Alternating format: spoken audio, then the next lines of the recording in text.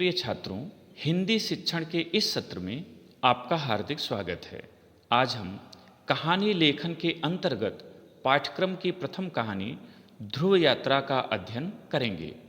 कक्षा 12 सामान्य हिंदी के पाठ्यक्रम में कुल 4 कहानियाँ सम्मिलित हैं: ध्रुव यात्रा, पंचलाइट, लाठी और बहादुर। इन कहानियों पर 2 तरह के प्रश्न परीक्षा में आते हैं।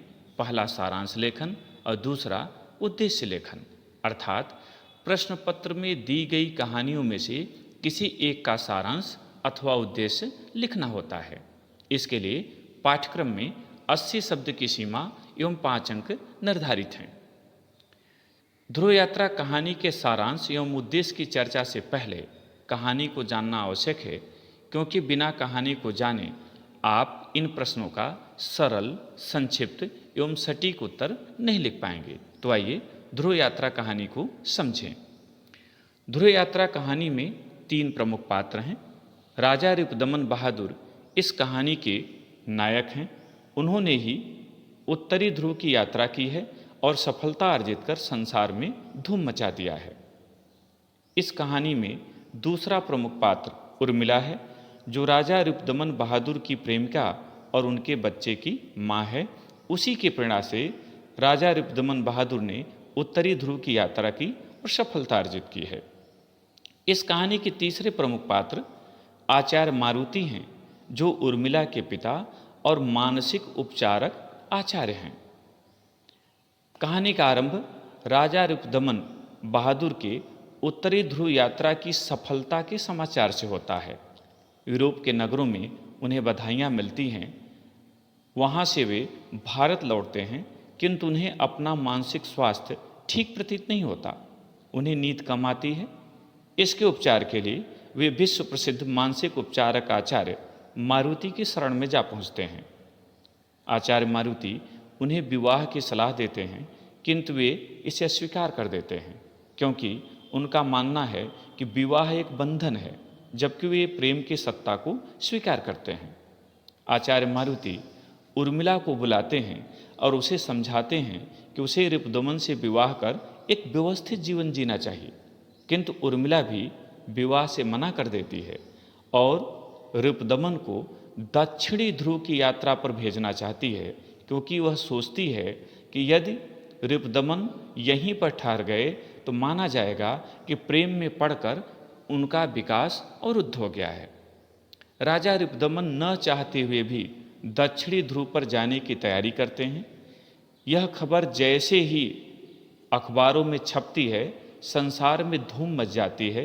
राष्ट्रपति की ओर से राजा रिपुदमन बहादुर को भोज प्राप्त होता है, किंतु जिस दिन यात्रा शुरू होनी होती है, उस दिन के प्रातः के अखबार में उर्मिला पढ़ती है कि राजा रिपुदमन ने अपने कनपट्टी पर गोली मारकर आत्महत्या कर ली है, और उनके तकिए के नीचे से जो पत्र प्राप्त हुआ है उसमें उन्होंने लिखा है कि चूंकि यह यात्रा व्यक्तिगत थी, इसे सार्वजनिक महत्व दिया जा रहा था।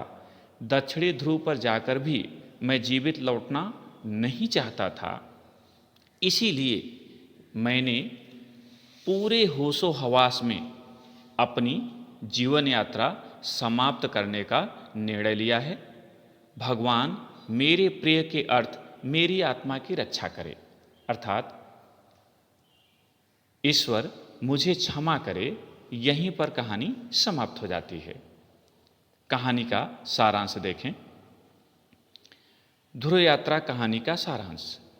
ध्रुव यात्रा सुप्रसिद्ध कहानीकार जैनेन्द्र कुमार की एक मनोवैज्ञानिक कहानी है।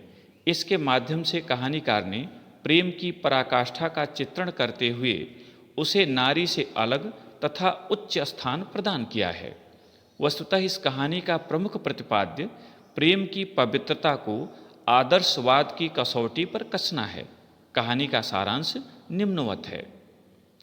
कहानी का आरंभ राजा रिपुदमन बहादुर की ध्रुव यात्रा की विजय के समाचार से होता है। राजा रिपुदमन उत्तरी ध्रुव को जीतकर यूरोप के विभिन्न नगरों से बधाइयाँ स्वीकार करते हुए हिंदुस्तान की ओर आ रहे हैं।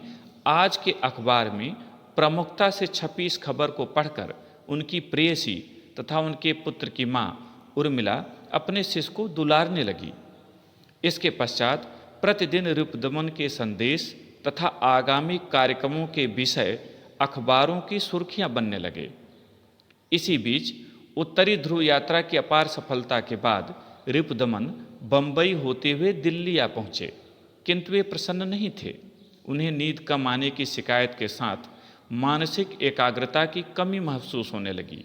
वे विश्व प्रसिद्ध मानसिक उपचारक आचार्य मारुति की शरण में जा पहुंचते हैं।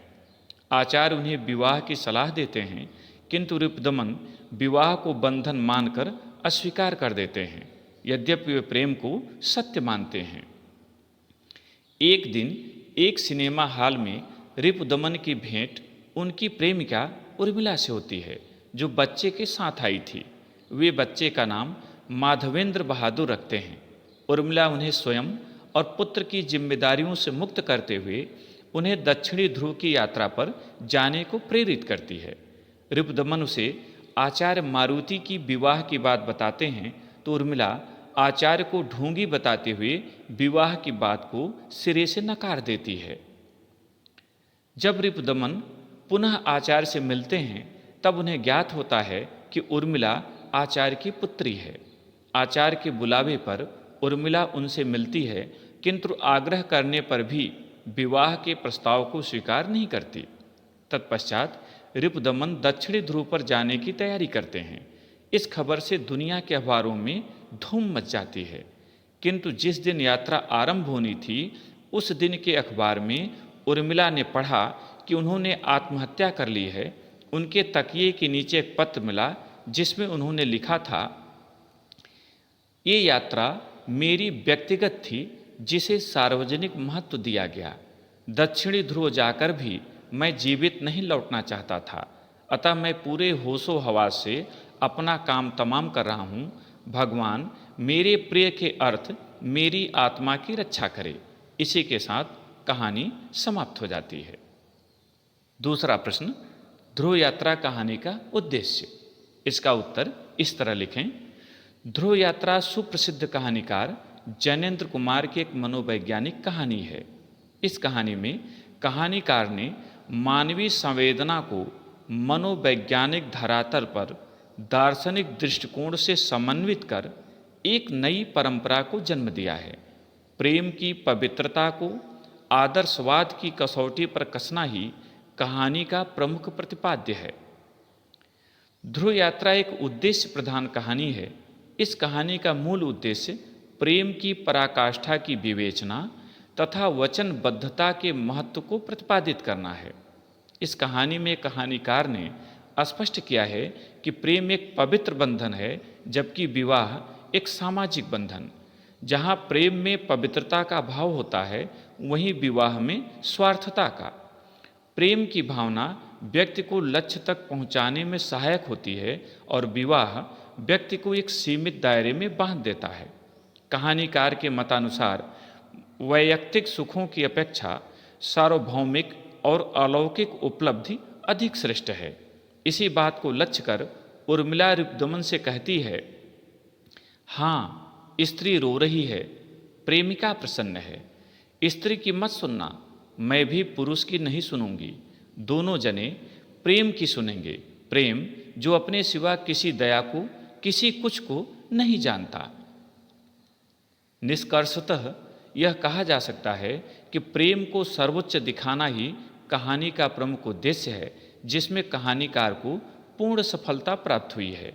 साथ ही कहानीकार यह भी बताना चाहता है कि मनुष्य को महत्वाकांक्षाओं के पीछे पागल नहीं होना चाहिए। प्रिय छात्रों, मुझे उम्मीद है कि इस कहानी से संबंधित दोनों प्रश्न, सारांश और उद्देश्य आपको समझ में आ गए होंगे। आप इसे अपनी उत्तर पुस्तिका में नोट करें, अभ्यास करें, जिससे अच्छे अंक अर्जित कर सकें। बहुत बहुत धन्यवाद।